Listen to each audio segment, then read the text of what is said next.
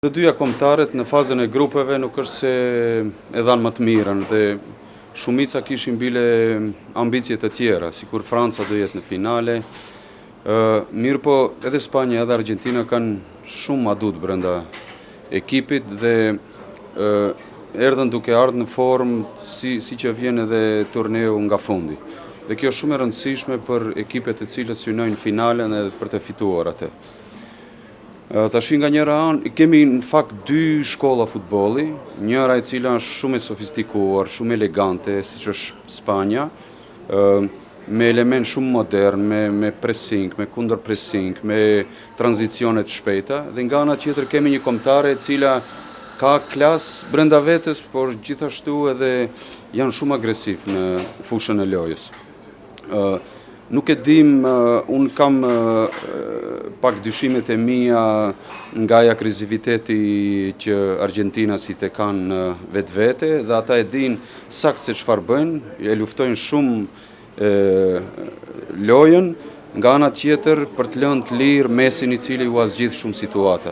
Dy skuadrat më të forta tash për tash kanar, edhe pse Franca dhe Anglia ishin pak si favorite në lojët e para, mirë po tash e shohim se Shpanja dhe Argentina janë në finale, do të jetë besoj se do të jetë një lojë shumë e mirë.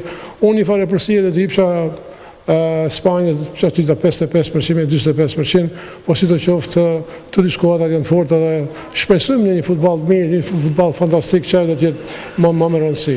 Besoj që do të shohim një ndeshje shumë të mirë, edhe pse të ditë selektorët njihen nga më herët për arsye në do organizime që ka pat FIFA. Ato kanë qenë do një farë bashkëpunëtore në do projekte, kështu që unë mendoj se do të jetë një ndeshje e mirë, edhe pse duke pa që reprezentacioni i Spanjës, sipas mendimit tim, selektori në mënyrë shumë fenomenale ka përgatit ndeshjet, sidomos të çështjes së intensitetit të ndeshje ku ai formën e tempir dy ndeshjet e fundit dhe e pam ndeshjen në gjysmëfinale, besoj që edhe në finale besoj që një taktik shumë të vëllishme për të ardhur në sukses. Presoj që të shohim një lojë të mirë dhe kom besim tani edhe te arbitri të referi, pasi treshi që do të referon lojën është caktuar nga FIFA dhe ato është Slavko Vincic i Slovenisë. Kryesori me dy anësorët edhe ato sloven dhe i katërti është bosnjak me prejardhje jordanezi. Mirë po, do me thënë, kanë një këto kanë një përvojë shumë të madhe në referimin e kupeve të Evropës, do me thënë, lojë internacionale, pra prandaj besoj se nuk do të ketë dyshime se gjërë tani gjithmonë ka pas dyshime se Argentina ka qenë e privilegjuar. Na pret një ndeshje mjaft interesante, një ndeshje mjaft e barabartë, ku mendoj se të dy kombëtarët janë me merit në finale.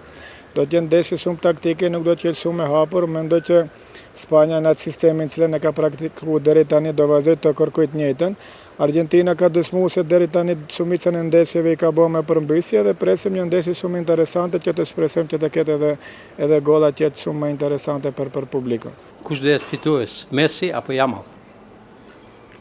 Yamal ka i nevojitet shumë kohë për të arritur nivelet që ka Messi. Messi është mësuar të luajë turne dhe ai në shpirt, duke ditur se besoj se është edhe kampionati i fundit që luan me Argentinën, do të bëjë çmos që ta tregoj klasin e vet. Yamal duhet shënoj një gol një herë se akoma s'ka shënuar asnjë gol. Edhe mendoj si duhet kohë. Mbase një turne tjetër mas 4 viteve do jetë momenti i tij.